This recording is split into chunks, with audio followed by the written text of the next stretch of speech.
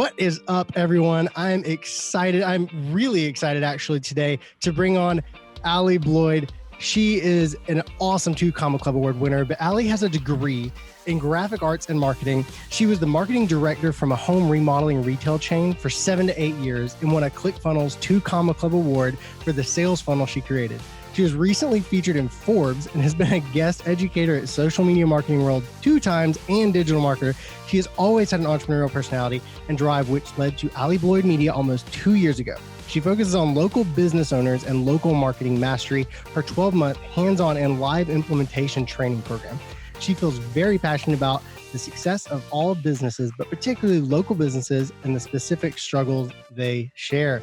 I am super excited, Allie. I want to throw it over to you to say, hey. Yeah. Hey, everybody. I am thrilled to be here. Excited to talk a little bit more about local marketing and hopefully share some tips that will really impact a lot of you guys listening today. Okay. So I'm excited because I believe Rachel, Money Honey Rachel, connected us a few months ago. And right before she connected us, just some backstory, I was like building my Dream 100 list, which I know you know what that is. For anybody out there who doesn't know Russell Brunson Dream 100, it's your list of 100 people. You were actually on my list because you're one of the 2 Comma Club Award winners. I saw your I saw a post on Facebook about you winning 2 Comma Club Award, and I was like, that's really awesome. And I checked you out, and I was like, local business marketing. I was like, this is a perfect fit for my podcast. So yeah, I was like, yeah, so it worked out. And then literally the next week, let me check my microphone here. Sorry about that. Literally the next week, I had Rachel on and she was like, hey, do you know Allie Bloyd? I was like, I want to have her on the show. She's like on my list. So it was really cool the way that worked out. And it's been a long time. It's funny how those work though. I mean, putting together a list is one of the most powerful things you can do because it opens your mind to the specific people you'd love to connect with. And I feel like, I'm not so much of a law of attraction, woo-woo kind of person, but I do believe that there's power in putting out, even to yourself, what it is that you want. And it somehow seems to open up the doors to different opportunities. So that's a great example of that. Absolutely. I love that. And I agree with it too. I mean, I put together that list and I've already had a couple people from it on the podcast. So it's been really awesome. Russell Brunson's up there. I will say him and, all the big guys, obviously I think everybody has on their list. Coming on my podcast pretty soon. So maybe I'll throw your name out there to him. Yep. That's super awesome. What's the name of your podcast? It's called Marketing Inc. Big Ideas for Local Businesses. I knew that. I actually follow you on Spotify, Marketing Inc. So everybody check that out because it wasn't in the bio. I want to definitely plug that. That's awesome. And I obviously love marketing content. So that worked out. So before we get into the marketing content any further, I want to do the pod deck question. Everybody who follows the podcast, I've been doing these since I think episode 2. Draw a random card and get kicked off here with a random question for you. Let's see. This one says, who is your favorite hero of fiction? See if I can get it to focus. My favorite hero of fiction. Well, I'd probably say Rainbow Bright is up there. I have her on my arm. Ultimately, I wouldn't necessarily say I have a ton of fictional heroes. I choose mainly real people ultimately, but I just love things that are uplifting and positive and things that encourage people to try the impossible and, really spread their light in the world essentially. So that might sound a little cheesy, but that's why I got it tattooed on my arm, just as a reminder to stay positive, stay happy, and really focus on the simple joys in life. I love that. And I tend to do the same thing. So I don't really have one of fiction, but Walt Disney, I love following his quotes because one of his is it's fun to do the impossible. Absolutely. So, yeah, I love that kind of stuff. Awesome way to kick it off here. So just to dive into it, go back over what you would consider your marketing specialty. Yeah, so I've been working specifically with local businesses since the beginning of my career. I ended up at a publishing company for local business. It was a trade publishing company. So we had several different industries that were local businesses that we had specific magazines focused on content in marketing, sales, technology, management, all of those different areas to help them improve, and then also selling the advertising within those magazines. So it's very interesting to look back on that experience and see how it directly plays into what I do now, because we focus very heavily on educational, valuable content to identify the people who need what it is you have. And then ultimately, the advertisements are going to be targeted based on what somebody engages with educationally. So it really is a very close fit to what I was doing then. So I launched a brand new magazine at that company for jewelry stores and local jewelry businesses. So that was an awesome opportunity. I really just, in those years, learned so much about the challenges that different types of local businesses face. And I was always passionate about marketing, but it definitely seemed to be one of their primary challenges. They didn't understand how to transition from these offline marketing strategies that had worked for them in the past to this now brand new digital landscape that no one had really given them a blueprint for. There was already a lot of people out there, talking about online marketing, but it was always for e-commerce businesses or online businesses that were transacting online. So there was such a huge piece missing for those local businesses. And they weren't tech savvy enough to try and retrofit those strategies to their own businesses. And so that really just ultimately over time became what I focused on.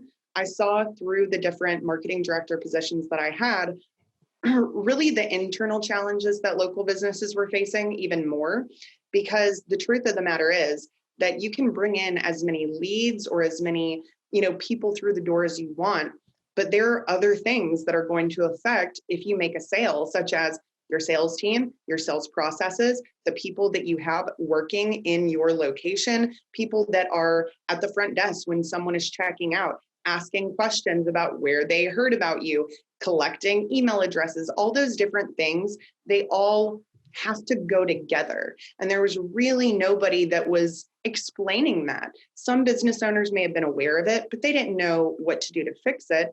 And some business owners were completely unaware of those things and were really just trying to, one day at a time, plug down the road and figure it out, but they weren't having a lot of success. So there was this impression in the local business community, those who had attempted it, this type of marketing doesn't work for my business. And the truth is, any type of marketing can work for any type of business with the right strategy and the right pieces and processes in place, but they just didn't have it. So that became my goal, really trying to quantify what the actual marketing results were, such as specific number of leads generated, calls that had come in, appointments being set, and to reduce the interaction that ultimately the sales team needed to have with that lead as much as possible before a call or appointment, because the follow-up was, very poor for most businesses, and it still is. And so if you're leaving those important pieces up to individuals, especially if you're not training them on what really needs to be done, you're going to have just chaos. So using automation to streamline that, but really direct them towards the end goal, which is usually a scheduled call, scheduled appointment, or showing up in the actual location to try and purchase something. And so because of that, business owners are really able to see, hey, this is actually what my ads are producing for my business. These are the people from those leads that have closed, and this is how much money we made. This is the return on our ad spend that we've been able to get. And so by being able to tie those different pieces together, you finally empower local business owners to feel confident in spending their money online because they can see clearly what those results actually are instead of just guessing or assuming like most people traditionally have done. I mean, definitely traditional marketing is actually much harder to track. And so that's what they'd been doing before. But for whatever reason, when they see the same issues online, it was much more blatant and obvious because it was something new for them. So they were really looking to see, is this helping or is this not helping?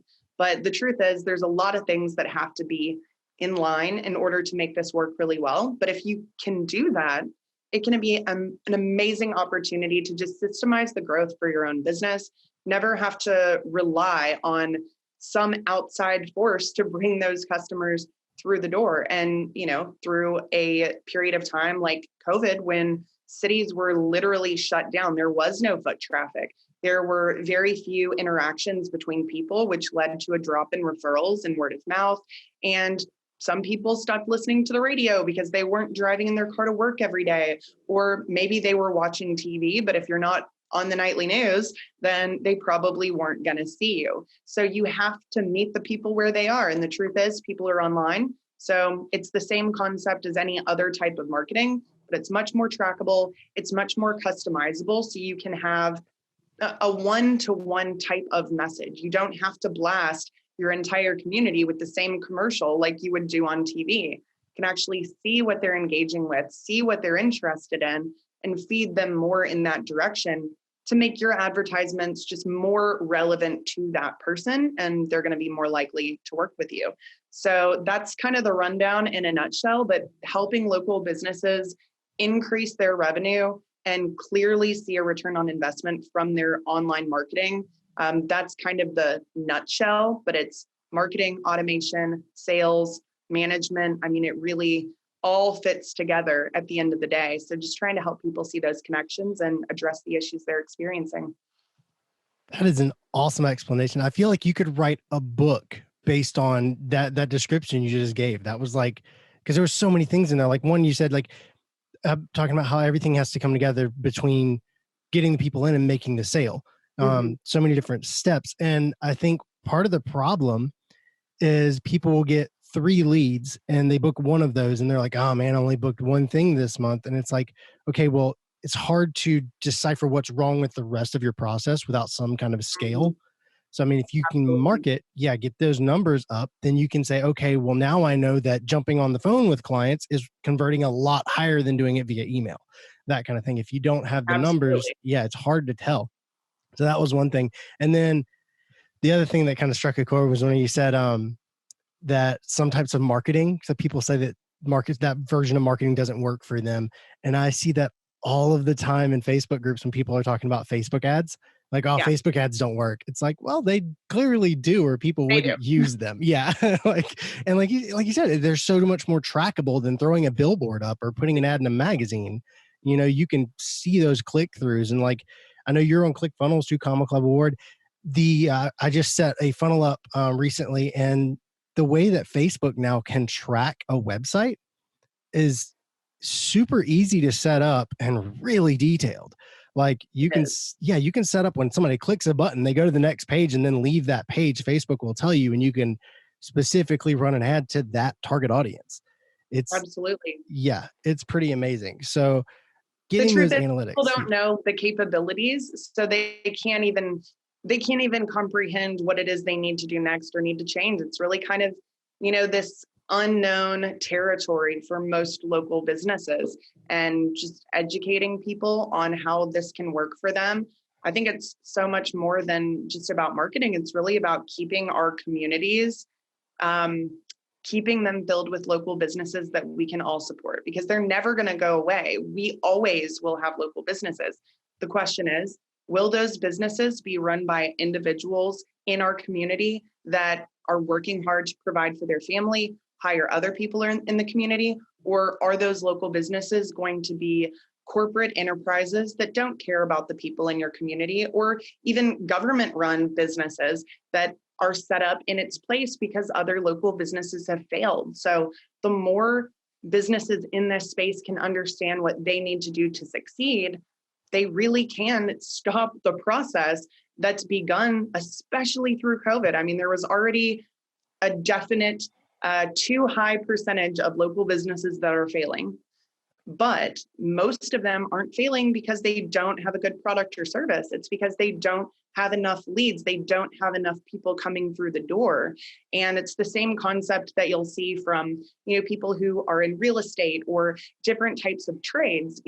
They teach you how to do the trade when you go through the program, but they don't teach you how to market yourself.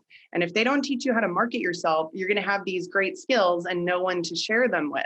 So this educational component really could continue to allow communities to thrive. And those are our neighbors. Those are our friends. Those are people that we really should want to support, but they also have to do their job of making it known and giving people an easy, convenient opportunity to work with them. And there's nothing more convenient than being there online, when they're there. Yep, 100%. And like you were talking about, they learn a trade and then don't learn how to market through school. And Russell Brunson, I believe it was Traffic Secrets, actually mentioned a guy named Chad Woolner. Um, I shot an event down in Puerto Rico a couple of years ago, and he was actually there. And then I heard him mention, so I thought that was pretty cool. But he was a chiropractor at the event I was shooting for chiropractors. He said in the book that he went to school to learn how to be a chiropractor, and then didn't learn how to market. So his business was not doing good at all. And then, along came ClickFunnels and Russell Brunson teaching him how to market, and his business exploded. So, I mean, like you said, learning a trade doesn't equal having a successful business. Absolutely. I actually did a Facebook Live the other day that talked about how I accidentally created my first successful business because it was a video production business. So I'd shoot a wedding, then post that wedding and tag all the vendors because that's just what you do in the wedding industry, Yeah. not knowing that that was marketing. I was putting my content out there, putting videos out there, tagging a bunch of people that were relevant to the content. So I accidentally stumbled on that first business. But people who don't do that, had I started literally any other business besides video, I would not have been successful because I didn't know how to market. And like you said, you want to have these towns where you have the mom and pop shops who are being able to be successful rather than, just every store being a chain store coming in, using their money to say, okay, it's 12:15 now. Matt usually eats lunch around then. Let's put a Wendy's ad in front of him, kind of thing. Helping the local businesses survive, which I think is huge and right up your alley. Pun intended, I guess. Yeah. But you have your training. I want to talk about that briefly because I was looking through that earlier. You have the different courses and everything. Can we talk about that a little bit and kind of like what that entails for people?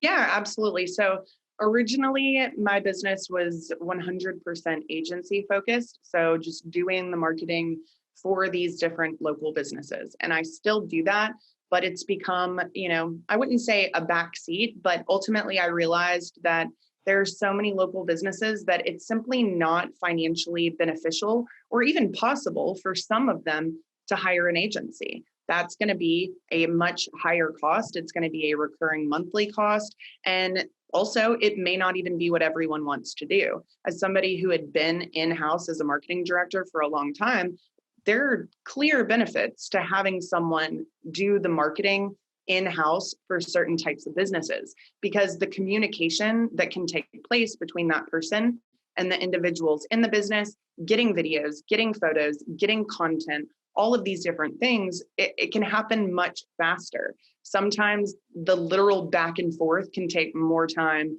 than just simply doing it. But the problem is people didn't know how to do it. So at that time, going really great, but I hired a coach. And then just over time with different opportunities that I had, he really encouraged me to start a program where I helped people learn how to set up their system. So all of those parts and pieces that we were talking about before, that's all part of a system. You can create very intentionally these specific assets that work together. You understand how they work together, what the concepts behind them need to be, and get the resources to actually train your team on how to do this internally. Sometimes there's an employee within the business that maybe isn't a marketer, but they're really interested in it and they'd be excited to manage it, but they don't know where to begin. And if you were to give them just a self-paced course where you give them the information and maybe some of the resources, there was too high of a failure rate based on what I was seeing. Not just for local businesses, really for anyone. I mean, it takes a certain type of person to be willing to go through an entire course and actually implement the information. And that's the key there. It's not about buying it and it's sitting on the shelf forever, which happens quite a bit in all honesty, but it's also about going through it and still not doing the steps, either because you're intimidated or you just think somehow that learning it is going to change everything. But learning has to be followed by implementation. And so because of that, I've had a course for the last 2 years, and it's a great course, super comprehensive. But again, it takes a certain type of person to be able to be successful with any course, because they have to be willing to put in the work on their own time and hold themselves accountable. So I wanted to create something different that would allow people to get much more accountability, and live support. So my first program was 3 months, and it is really focused on setting up the system. So I would have those, every 3 to 4 months, and it was great, but I really realized that there's so much more that they need. The 3-month time period, it's still a ton of stuff that we're getting in. And yes, absolutely, you can do it. But because it was live, you really had to be committed to those 3 months working on this. And everything's recorded. It's not like it goes away. But in terms of the live support, which was the most crucial element, you had to make sure that you really put in the effort. So recently we expanded this to a 12-month program. The 3-month system is still inside of the program. So that's the first step for anyone going through, auditing what they have and really starting to work on this system. But instead of just having most of our live calls, we're really focused on teaching the content. I now have all of those calls to be able to do audits, do reviews, answer questions, go through the technical systems and help people with the challenges that they're dealing with. I mean, on Monday, we literally got somebody's funnel almost completely launched in the course of our call. And it's amazing to be able to see that. And that's the benefit of being able to have a close, it's in a group setting, but it's a small group. And so you have complete access at any time, 3 times a week, to be able to say, hey, I don't know what to do next, or this is the error that I'm seeing. Can you help me? And we hop on and we get those things done. So it's very much done with you at the end of the day. Obviously, if somebody never asks for a review or anything like that, it's harder to give them specific feedback. But for the people who are really committed to sharing everything that they're doing, it doesn't matter if it's wrong. Then I at least can share with them what needs to be changed and how all of these things are going to tie together. So part of me has just realized that the concepts that people need to understand in order to be great at marketing, they're so important. But if I can just help them get their systems set up, give them a good strategy, help them with their offer, get those systems set up, it sometimes doesn't matter if they understand the back end concepts really deeply at that time, because they're going to be able to see what's happening after their ads are launched and they're getting traffic and they're getting leads and they're getting sales. And really, like with anything in life, when you see it in your own situation, it begins to make a lot more sense because it applies directly to you. And so that's kind of what I've been trying to do more and more of, is really focus on, like, let's get these things developed together. And then as we go through, because we have so much more time now, we're able to really make sure that you understand why certain things are happening. But simply being able to track the data, it shows you what needs to be done. You just have to know how to see the data you're looking for and how to make decisions based on what it's telling you. And if you can do that, you will absolutely know what it is that needs to be changed and addressed. But that's not to say that you won't still need support. I mean, I've had a coach for the last 2 years. I used to think coaching was like kind of scammy or whatever. Just, it depends on obviously who you're looking at, because of course there's going to be people like that. There's people like that in the marketing industry. But if you can find somebody great who's there to support you long term, every new level has its own set of challenges, and there's changes that are happening every single day. So it's not something that you learn and you never need to continue that educational process. You've got to be committed to at least having someone or something that can help you when you get stuck. Because if you have not committed your life to learning marketing, it doesn't matter how much time you spend in it. Sometimes there's always going to be questions that you simply don't know the answers to. And so that's just been probably the most rewarding thing that I've done over the last several years, because at the end of the day, I'm always going to have agency clients. I'm always going to work with local businesses, but it's, something where I'm able to be a lot more selective about who I work with and make sure that I'm passionate about their businesses. But I'm able to help so many more people in that group program and help them on a deep level by literally giving them templates for everything, actually working through their screen and helping them set these things up, and then being able to talk them through everything that happens next. So it's just really something that I feel like is going to allow me to expand my reach and help more local businesses. And I work with marketers and agency owners that work with local businesses to do the very same thing, because that's actually a big challenge in the industry. Is too many people, they get involved in this, but they also don't understand everything they need. They don't have a system. They think it's, let me get an ad or two up and I'm going to help this business.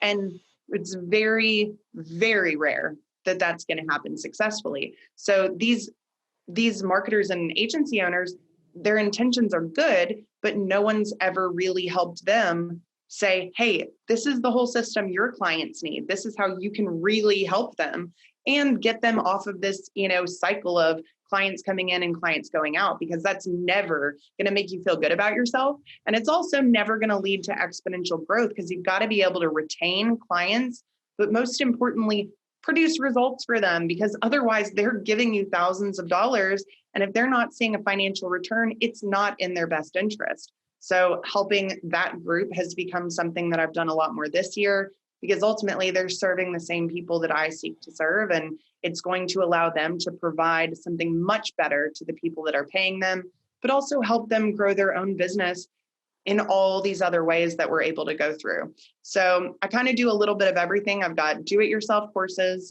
done with you programs. I do setup packages. So somebody who is kind of like, I don't want to do it all myself, but I don't want to hire an agency. We do the strategy, the offer, the entire system setup, and we just hand it over for them to manage. So literally every spectrum in terms of time commitment and budget is something that I've tried to create a solution for, because the truth is, local business could be a $50,000 a year business or a $50 million a year business. There are enormous local businesses, and those people have a different set of needs. And they also have more support, potentially, people who could manage this long term if given the right instruction. So there's not really a one size fits all solution. And being able to just kind of see all those different scenarios over the last however many years has really been what I've used to try and create something that's actually going to make a positive impact in someone's life. Awesome. So people who are listening to this obviously are interested in marketing.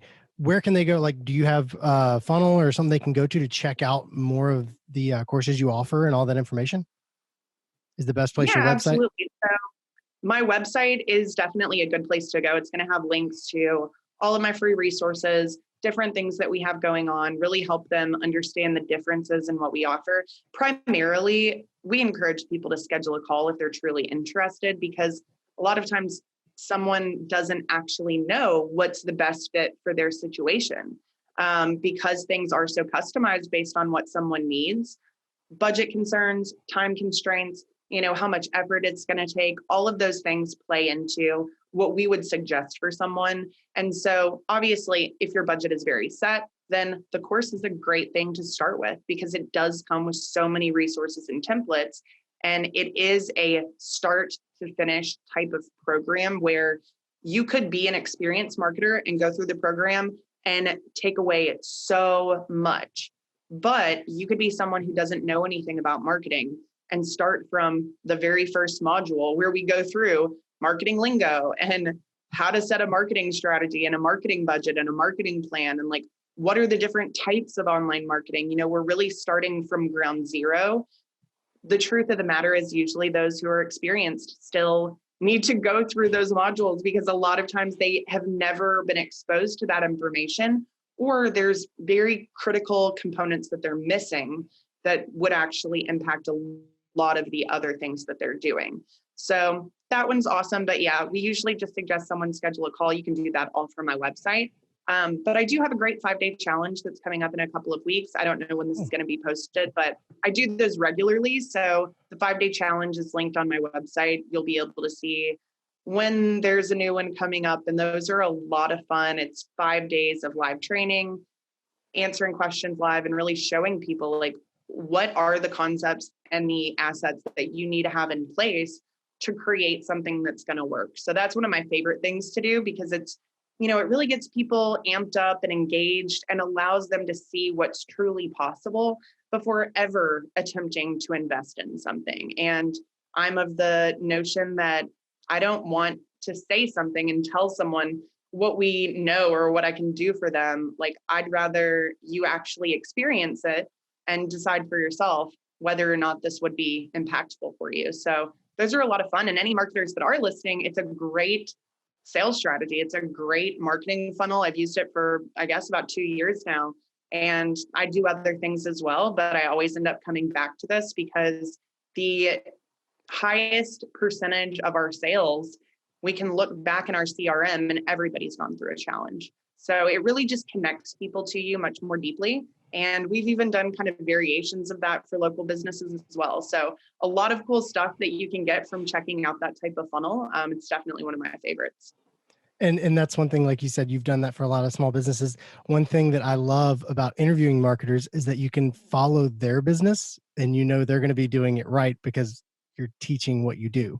So, I mean, Absolutely. having 5-day challenges, that kind of thing, that's awesome. I'm going to sign up for that because that sounds really cool. And for my listening, if you go to alliebloydmedia.com, scroll just below the fold, you can actually get a free Facebook and Instagram ads Jumpstarter pack, which I'm going to be doing that as well because that sounds Oh, awesome. it's a great one. It really is. Like I Yeah. put so much effort into that, but it's a list of, or an entire pack of checklists that walk you through every single step of launching your Facebook ads. So it's kind of this master checklist tool that you can refer to if you ever have confusion on what you should be considering or where to go to find something and kind of what the process is. That's awesome. That's awesome. So everybody definitely go at least grab that from her website because that's totally worth the visit right there. Then the 5-day challenge on top of that. And you know, I might be scheduling a call because that 12-month program sounds really cool to learn about marketing. But what's the number one thing people that you see people doing in their marketing that makes you cringe? I wouldn't necessarily say it makes me cringe so much, but the number one problems that I see are that, first and foremost, people don't fundamentally understand how human beings buy or make buying decisions. They are putting out an ad that either has no offer, no call to action, nothing, and they expect to see sales from it, or all they're doing is putting out promotional content without ever attempting to develop a real connection with people. And the truth is that we buy from people we know, like, and trust. And that is true online, it's true offline. You can actually create real relationships with viewers and listeners and people who are following you through using your knowledge and your educational content and really seeking to help them first. The truth is that online, you have to have a fairly high number of touch points these days to make a conversion. So if you have this one ad that you expect to do that for you, it's not that you won't get any sales from it, but they're going to be way too expensive. They're going to, kind of reinforce your existing beliefs that this type of marketing isn't going to work for you, when really you're not doing it in a way that makes sense. You're expecting to walk up to a random person and say, hey, do you want to buy this thing from me? They've shown no interest. You've not shared the reasons why. You have no idea what their situation is. And so it just doesn't make logical sense. And kind of in that same realm, people don't understand what an offer is. The offer is the most important piece of why someone would buy something. And instead of really kind of digging into what that looks like, they're just saying, hey, come in and see us, work with us. It's like, why? What do you have? What is the value to me? What's going to get me excited about this? And so it's not just a discount. That's what everyone kind of defaults to thinking, but it's really just the way that your products and services are packaged and presented. It's supposed to be something that allows this person to feel excited about the value that is there. And value comes from a lot of different areas, not just in price. So it's kind of just this fundamental lack of understanding and the expectation that if people see your ad, they should buy from you. And it's really not how it works. You've got to be willing to put in the effort with them if you want them to buy from you. The same way human relationships work. It's the exact same. You get out what you put in. So if you're just doing the bare minimum, expecting to see this massive ad success, you've got to ask yourself, am I really deserving of this? Because what have I done to support the people that I claim to want to help? And, there's a lot of different ways to go about it, but it's really just this instant gratification kind of mindset, I think. I also hate it when people, especially marketers, you see this all the time with marketers, they always want to be negative on other people's ads and stuff like that. I mean, there's always going to be trolls online. But the truth is, if you're spending your time trolling on other people's ads, like, what are you really doing? Like, you should probably focus more on yourself and your own ads and your own marketing efforts and your own clients, because it's not presenting a good image for you if you do that, number one. But it's also really a disconnect, I think, in terms of, people supporting each other and realizing that, your time is better spent focusing on your own success than trying to point out problems or, make completely random comments about other people that are doing the things that ultimately you should be doing yourself. That's so true. And all of that, honestly, like learning how people buy and making the touch points, like do all the challenges that I see people doing. It's like people are running ads to those challenges. They're spending money. Like I'm sure you are too, like driving people to take a free 5-day challenge that you've created Yeah, because you're creating those touch points. You're creating that relationship. People are going to jump on there. They're going to see your face. They're going to understand that you know what you're talking about. And they're going to ultimately, like you said, it's going to drive a lot of sales for your business because you have more touch points. You're building that knowing, that like and trust that you talked about, and it's going to be huge. But people, like you said, they throw up one ad saying buy my thing and it links to just the store or the booking page yeah, or whatever it is, and they wonder why it's not working. So exactly. that's definitely, I learned that early on in my wedding video business, which is another thing you said. You want to have clients that you can retain. You don't really retain people who get married because Yeah, it's like a one and done kind of thing. um, but what I learned is wedding planners were my clients, not the couples. absolutely.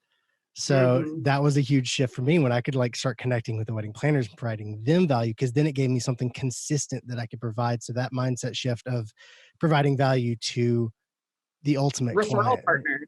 Yeah, Yeah, I mean, those exactly. types of people are huge for local businesses and they're so Yep. often ignored. But, I work with a lot of people in the remodeling industry. So it's a Mhm.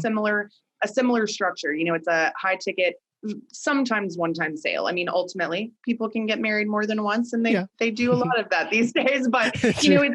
if it happens, there's usually many years in between and Yeah. it's not a guarantee. So you do have to focus on obviously getting your existing customers to refer you, but the people who are in contact with those same people, you've got to spend just as much effort. Those people are your dream 100 as well. Like, it's not just the end consumer that you've got to focus on. And there's a lot of awesome opportunities with social to do that very thing Yeah. for online and offline businesses. Yep, absolutely. So, Allie, if you were to start marketing for a new business today and you only had $1,000 in your budget, how would you spend that to get some more clients? So ultimately, it comes down to what type of business it actually is, because there is a very strong correlation between the price or the intensity of the service versus how much you can expect to see for cost per lead and cost per client acquisition. So a lot of times the return on investment is going to balance itself out. But the very first thing I would do for any business is, number one, make sure they have a strong offer. If you don't have a strong offer, nothing else is going to matter. And that's free to do. To create an offer, you don't need money. You need to take what you already have and figure out how to make it more attractive to your audience. The next thing that I would do is something called a reactivation blast. So this is something that we do right off the bat for all of our clients. We show our students how to do it. And it's essentially taking whatever existing list you already have. Doesn't matter if it's a couple hundred people. We've seen people with that. We've seen people with, 10, 20,000 on their list. It doesn't actually matter in terms of the size. And that's something that people need to definitely get out of their mind, because they're like, there's no sense in even reaching out to my existing list. It's not big enough. Guess what? Those are still real people. You have 300 people on your list. Those are 300 people who intentionally gave you their information, either as a lead, a past client, or, somebody who wanted to check out what you have to offer. Those people could absolutely need what you have. So we do this blast that's just really focusing on letting them know about this offer. And it consistently usually produces between anywhere from 10 to sometimes 40 scheduled calls or appointments in that very first week, just from that. And there is a small financial investment with that, and it's through text messaging cost primarily. Usually the email costs aren't really going to make a difference there, but it does cost money to send text messages. And so it just depends on the size of your list in terms of what you'd actually spend. But even with small lists, we've always seen new clients occur from those, and it happens right away. So that could be $100, that you spend doing that, and it's going to be very, very beneficial. The second thing that it should show someone is, hey, this list that I have, there's actually potential money right here. Maybe I should more intentionally focus on building this list. So based on what I've seen really over the last, 6 months to a year, we would probably focus with a small budget like that on some type of strong lead magnet with a funnel that's going to present the core offer right away. Make sure there's really strong text message follow-up, because that's going to allow you to get lower cost leads than if you're just promoting a direct to offer type of opportunity. So if you can get more leads in, you have more opportunities for those people to also take advantage of your offer, schedule a call, schedule an appointment, buy from you.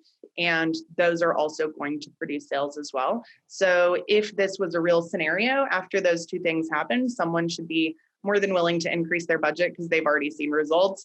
And so it should not be the last $1,000 that they spend, because that's really what people need. They need some quick wins. They need to be shown that there is money here. This is not a theory. This isn't like, let me help you get 1,000 likes on your Facebook post.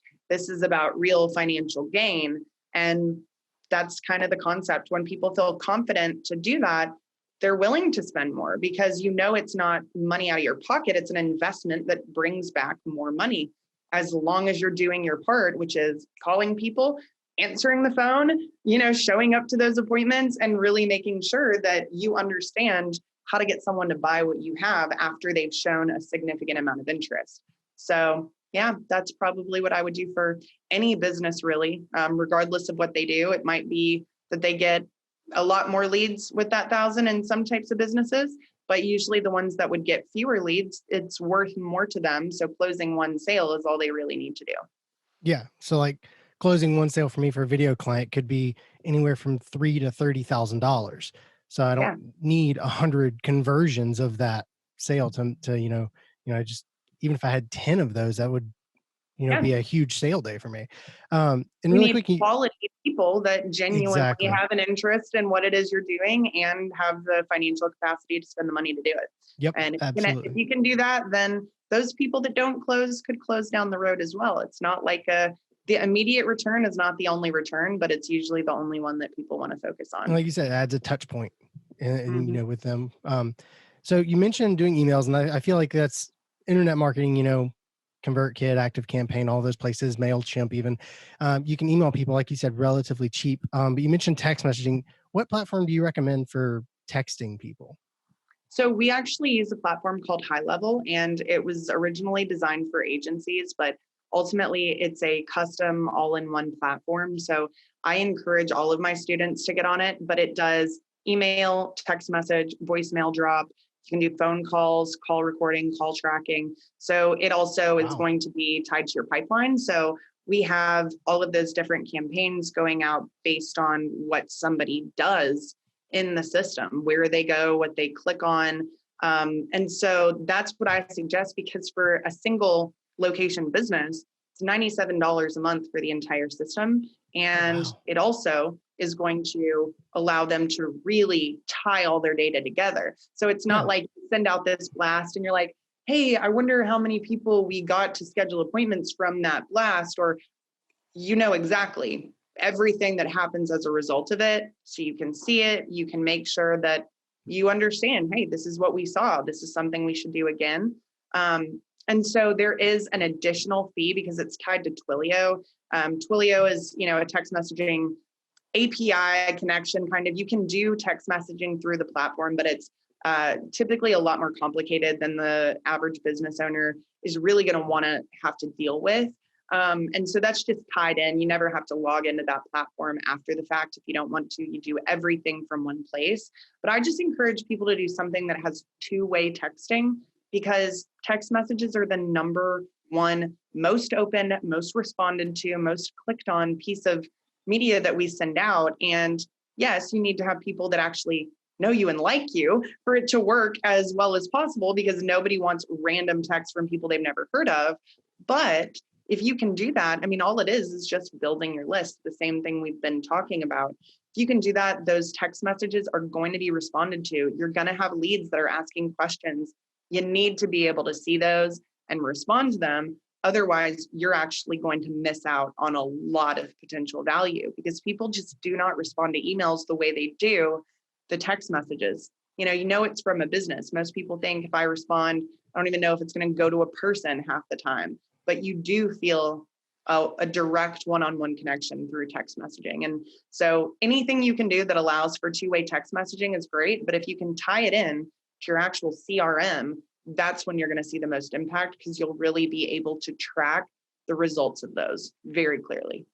And you said it's called High Level? Mm-hmm.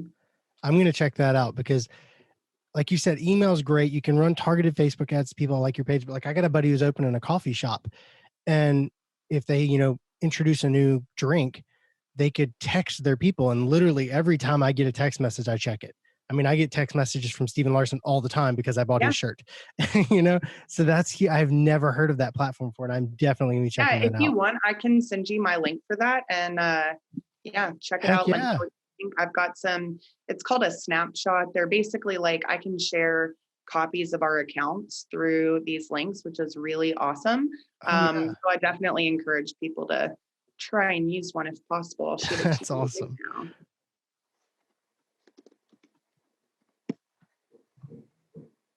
Cool. I'm going to put that on your show notes page because that's really awesome. Nice. Thank you so much for that. Like, I heard you mention text message. I didn't realize it was like going to be that awesome.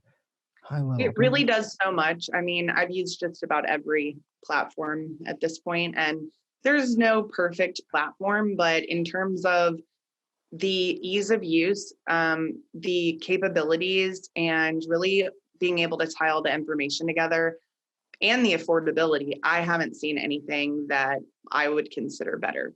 Infusionsoft, it's a great platform, but it's more expensive, and most people end up using about 10% of its actual function because they just simply don't understand it. And if you're doing that, you're not getting the benefits. Yep. So if there's something someone could use that is more affordable, that's always ideal. Mm-hmm. But if it can get you better results because you're actually using everything that you need to be using, you're really going to get that value in the end. Yeah. And like you said, Infusionsoft, a lot of people call that Confusionsoft, an entrepreneur. Exactly. Yeah. Like you said, you end up using 10% of it because you need to be a professional. Like, there are people who VAs out there who specifically work with Infusionsoft, and like, that's a sought after skill because it's confusing. But that's really awesome. I'm going to be checking that out. And they have a 14-day free trial on there. So if anybody wants, and I'm on ConvertKit right now because they have a free platform, and I was like, well, I'm going to get started on that one, getting everything started. But they have a way to capture phone numbers. And I was like, why do I need to capture phone numbers? That didn't make it. And now I know that could be huge. So I'm definitely going to start doing that. I would really highly recommend it at every opportunity. I mean, definitely what they're opting in for, there should be some type of relevance to asking for the number, but we do like a lot of free video trainings and things like that. So we tell them we'll send them the training directly through text, and that's what we do. It makes it easier for them, but we always have a reason to ask. With the free 5-day challenges, I tell people to give me their phone number if they want reminders for each day of the challenge and links to the homework and things like that. And I get, I'd say 60%, if not more, of people that opt in with their phone number without it being required at all, because there is a value for them to do that. If they truly care about going through the content, I want a reminder because it's live. There's always a reason, but being able to convey that, it's definitely going to help you get a lot more phone number opt-ins. Basically creating an offer within your offer. They're signing up. It's like, well, here's why you should give me your phone number too. That's awesome. I'm going to start doing that. So Allie, what's the last marketing book you read or relevant book? So recently, Marketing Rebellion was one that I read that I really, really liked. Mark Schaefer, great guy, amazing, brilliant marketer. I'd encourage you to check that out. But I also just reread one of my favorite books, and that's called The Ultimate Sales Machine. And that's by Chet Holmes. He was actually a mentor of Russell Brunson, but he is passed away now, unfortunately.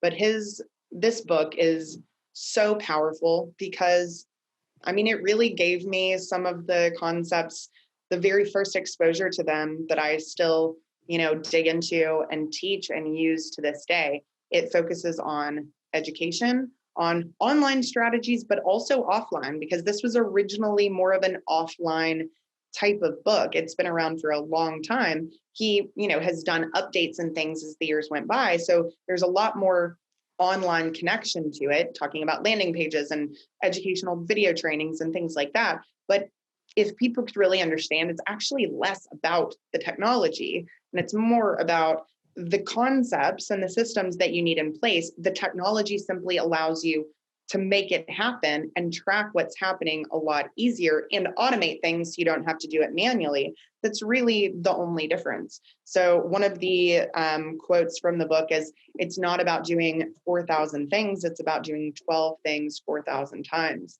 And that is really what people need to truly understand. Like, they get off on these shiny object syndrome, little tangents where they go and they feel like this new tool is going to change my business. It's not the tool. The tool is simply that. It's a tool. Just like ClickFunnels, you have those people out there that are like, ClickFunnels is a scam. I'm like, it's a landing page builder. Like, I'm not sure how that's a scam. Like, the only value you'll get from it is based on what you're using it for and how you're using it. If I'm a business that's using it in a completely stupid random way and I don't get results, it wasn't the landing page builder's fault. It was my fault as a business owner for not knowing how to market my product and service. All of these tools for email and text and landing pages, they're just tools. They don't do anything that you don't make them do. They are literally just there to allow you to create things faster and easier. And so you've got to stop looking at these tools as like the holy grail of changing your business and kind of realize the change starts within. Like, cheesy as it sounds, get your own business understanding mapped out. Know your numbers, know what your profit margins are, know what your customer lifetime value is, know what your cost per lead is, know what your cost per appointment is. All of those things, you've got to know them to make educated decisions. I can't tell you, I literally probably two business owners out of my entire career have ever known those numbers, and that's it. Oh, wow. And, I've worked with tons of $1 million companies. I mean, it's not like these are tiny little businesses that are just getting off the ground. These are businesses that have been running for a long time without that fundamental knowledge. And there's no one to blame but yourself. But sometimes people just don't know that that's what they need to do. So if I can show them, hey, these are the things that you've really got to know before you can ever make an educated marketing decision, you've got to take it back to square one and really build on that. Once you've got your understanding, you can decide which tools and platforms are going to help you achieve your ultimate goal. And, High Level has a funnel builder. We use that for a lot of our clients. I use ClickFunnels. I've been on it for a while. So, I like it. I'm not going to switch over from it at this point. I've got probably 40 funnels in there. It's a lot of work. But it's not always the tool that makes the difference. It's what's there. It's what you put on it. And sometimes it's simply personal preference, what somebody likes working on versus another.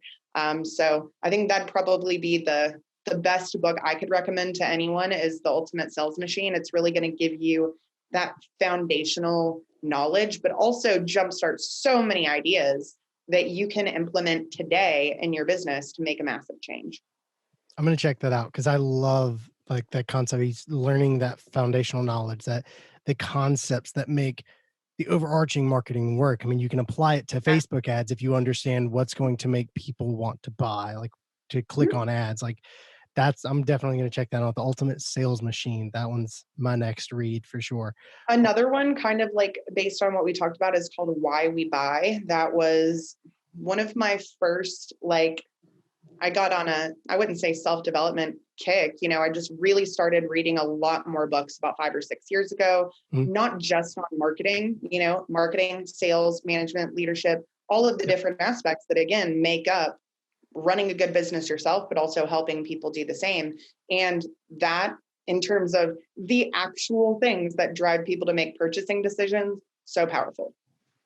Cool. Awesome. 3 awesome books there. Marketing Rebellion, Ultimate Sales Machine, and Why We Buy. All right, Allie. So can you tell us a story of your biggest marketing mistake, a time where you either wasted a lot of time or a lot of money trying to do something that didn't work?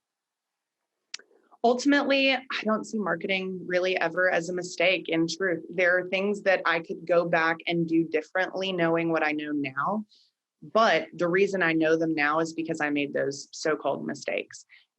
Every single business owner that we talk to, there's going to be a testing period when you first launch anything. You've got to give it enough time. You got to give it enough money to be able to really see those results. All you can do is make the best educated hypothesis possible with the data you have at the time and present it and execute it.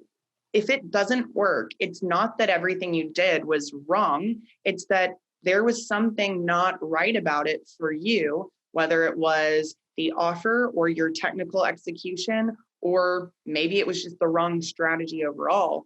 But if you can see those things afterwards for what they are, and you decide based on that data that you're going to do something differently, those are really the things that actually make you a better marketer, because someone could tell you something 1,000 times, but until you actually have it happen to you, or you have that moment where you're like, man, that did not work the way I wanted it to, or, hey, I forgot to test that link, or, hey, this page is not actually showing up correctly and it's causing no one to schedule any calls. I mean, those things are going to happen whether you're brand new or whether you're really experienced. Sometimes things just happen, but you become much more conscious about checking them or really being more thorough. And sometimes it's just, you wouldn't have known until you tried something that didn't work.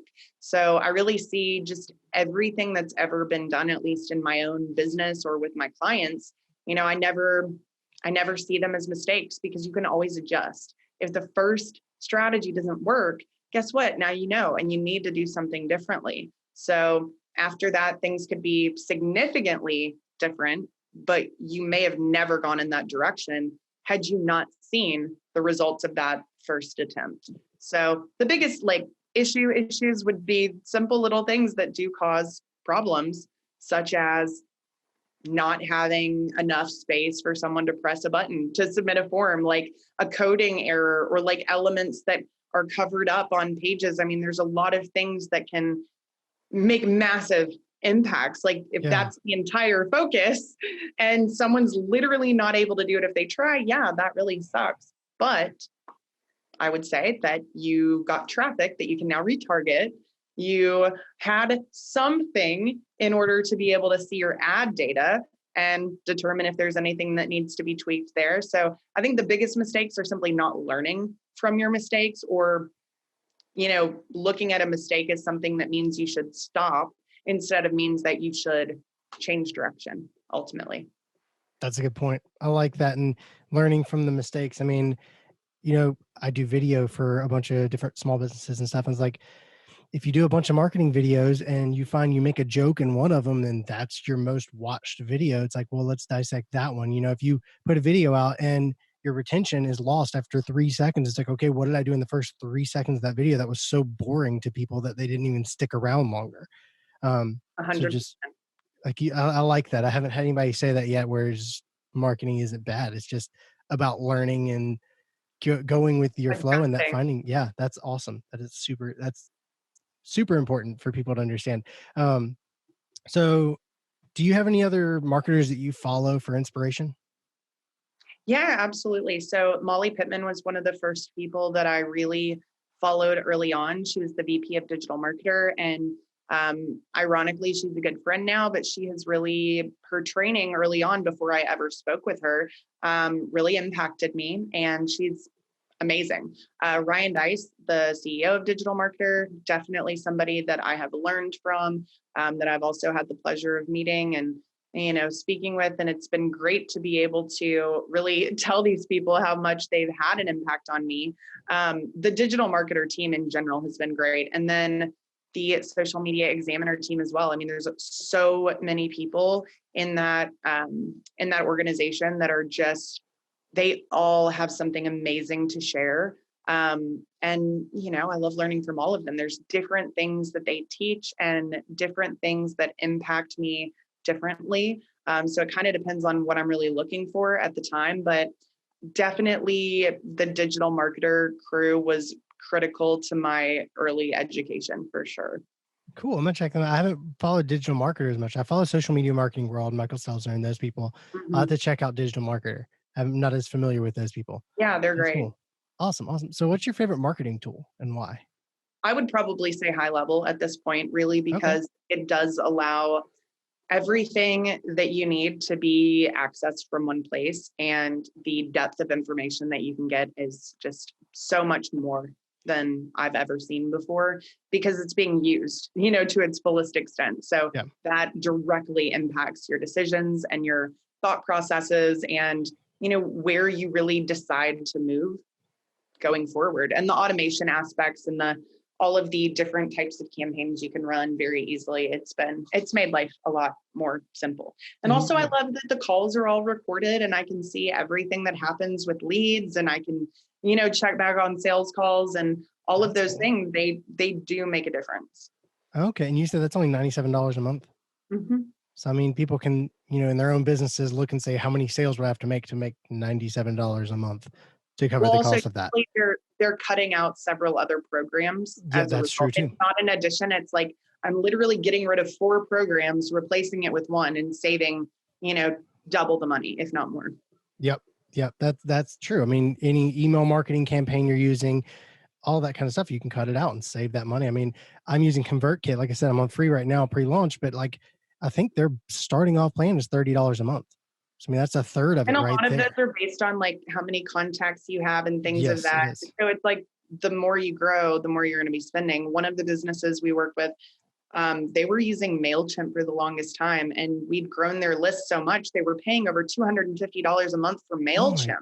Yeah, goodness. like because it's based on your contacts. So it's like the more you grow, sometimes that means you have to switch programs, and switching programs late in the game can cause a significant amount of additional effort. So I would just rather people choose something that can grow with them, because you don't want to base all of your systems on something that you're going to have to change. That is just increasing the potential for glitches and errors and confusion down the road. Absolutely. I mean, I tell people that when using websites, I mean, places like Wix and stuff, I mean, I know they're good. Squarespace, you can make websites off of them, but then I've had so many people come to me and saying, "Hey, how do I do this with my website?" And it's like, well, You can't.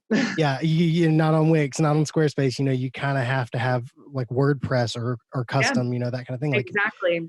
Go WordPress, you can do 99% of what you'll ever want to do. And if you hit the point where you need a custom website, you're going to be paying somebody else to do it anyways. Yeah, Um, exactly. so, and does a high level not have like a subscriber limit? I don't see it on here anywhere. It doesn't. No. Oh my goodness. That's huge. Like you said, you go somewhere else. Most of the other companies that I've seen, email marketing companies, if you go with them, you have to pay more based on how many subscribers you have. So, Yeah, they do it based on what's used. So it connects to Mailgun, and Mailgun gives you, I think it's maybe over 10,000 free emails every month that you can send. So obviously, if you are sending a lot of emails, well, you should be making a lot of money. yeah, So, so you can it's afford like to you don't upgrade. even think about that cost anymore, but it is Exactly. based on usage. And so if you start off with a small list, you're not going to pay $1 for that email marketing. You might pay a small fee for text message, but if you're only using it for like leads and you're not sending mass blasts, you're not even going to notice the cost. It's going to be so insignificant. So it really is based on how aggressively you're using it. But once you start to see the direct correlation between using it and making money, you want to use it more. You're happy to pay whatever you have to pay to see those results coming in. Yeah, exactly. If you have a list of 10,000 people, so you can send one email blast a month, but that one email blast is going to bring you in even just $3,000, upgrade your account because Yeah, it's clearly 100%. worth it. Don't let that stop you. There is such a correlation between email and text and the number that are sent and the revenue that Yeah. comes along with it. And I mean, 10,000 emails a month. If you're somebody just getting started out, like you said, you have 200 people on your list. Oh, you That's a can send lot of them whatever emails. you want. Yeah, I mean, Yeah. you can send emails all month and not have to worry about upgrading. That's amazing. Oh man, see that for me makes it even better, knowing they don't have a limit on that kind of stuff, and every other email marketing platform does. Yeah. So, Ali, if you could go back in time to when you first started marketing and give yourself one piece of advice, what would it be? I feel like I probably would have wanted to go into the educational and training side sooner. But at the same time, I know that everything that I experienced before that like prepared me for doing what I was doing and being able to help other people who are in those same scenarios. So I definitely enjoy doing that a lot more because there's so much more communication and discussion and brainstorming that happens. And I truly feel like I make a bigger impact with those people a lot of the time, because so many times with agency work, people have no idea what's going on behind the scenes. And so you're doing so much that just, I wouldn't say it's unappreciated, but the relationship is just a little bit different. Sometimes people do try and, milk you for every minute that you're worth, so to speak. And it's not always fun to have to address that. Not to say that that can't happen in other areas of the business, but it definitely, to me, is just a lot more fulfilling to do more of that. But I also don't know if I necessarily would have, not to say that I wouldn't have been ready for it, but I firmly believe that my extensive experience doing the things that I teach are very important, because I don't want to learn from someone who hasn't done what they're talking about or who's barely done it, because what could you truly show me if I, surpass what you had even done? You're not going to know the answers at that point. So that's probably the biggest thing I would say, but I also don't know if it would have been the best idea in reality. See, I love that, because that's a lot of the way I think too. Like, everything I've done and messed up on leads to how I think, and how I make contracts and all that kind of stuff. I mean, I've had instances where it's like, wow, I really wish I could go back and tell myself not to book that client, but it gave Oh, me experience absolutely. and stories, and like, yeah, I mean, it helps form Those who I'm going to be in client the future. experiences change the way you do business moving forward. And those are invaluable lessons. Oh, absolutely. Somebody could tell you the same story and you wouldn't make a change. But when it happens to you, the same way with all the marketing stuff, when it happens to you, you're like, never going to let that happen again. And that's just how you have to learn sometimes. Yep. And it sucks, but like you said, you have the experience now from all of those, 10 years of making mistakes and doing things the right way and learning from it and growing. And if you were to change that, it might not have led to something. You might not be in education now had you changed one, butterfly wing flap kind of, effect. Yeah. Oh, 100%. I truly believe that. Cool. So what's the best place for people to hear more from you? I would say probably the 5-day challenge. I mean, I get a lot of time in front of people live. So if they really have questions related to their businesses, they can ask them. Obviously, scheduling a call is great. I'm not always the person that takes the calls. So if they really want to hear from me and, ask questions, start a discussion, learn more, then I'd say that's a great place for them to go. Cool. And do you do those like on a regular basis? I do. So I used to do them a lot more frequently, but every couple of months, more likely than not, there is one. I do have one coming up in like 18 days, so maybe it'll be past that point. But I'll probably go ahead and set the date for the next one. So at bare minimum, they can sign up. And I also do have an automated 5-day challenge, but I don't like running it as much because the live aspect is really powerful and it helps people get more from what we're talking about if they can actually ask those questions in the moment. Cool. And that's alliebloydmedia.com/ad challenge, correct? Correct. All right. I will have that on your show notes page as well. If you may want to check that out. Again, it's alliebloydmedia.com/ad-challenge to check out when the next one is. If this episode's released after she's already started that 5-day challenge, jump in. And I'm certain that you email your list about whenever you have that kind of stuff coming up. I do. Yeah. 100%. Yeah. So if you jump on there and grab that free Facebook and Instagram ads checklist that when we talked about earlier, you'll be on her email list and you can find out when this next one is. I'm going to jump in this one because that is an amazing amount of content that I want to learn from. All right, Allie, but that wraps up our call. Again, I really appreciate you being on. This is an awesome interview, and I can't wait to share it with a lot of people, because I have a lot of people that I know that need help marketing locally. And this is going to be a huge episode for them. It's absolutely amazing. I can't wait to send some people your way to sign up because they need more of this information. Appreciate you being on today's call. And remember, marketing matters.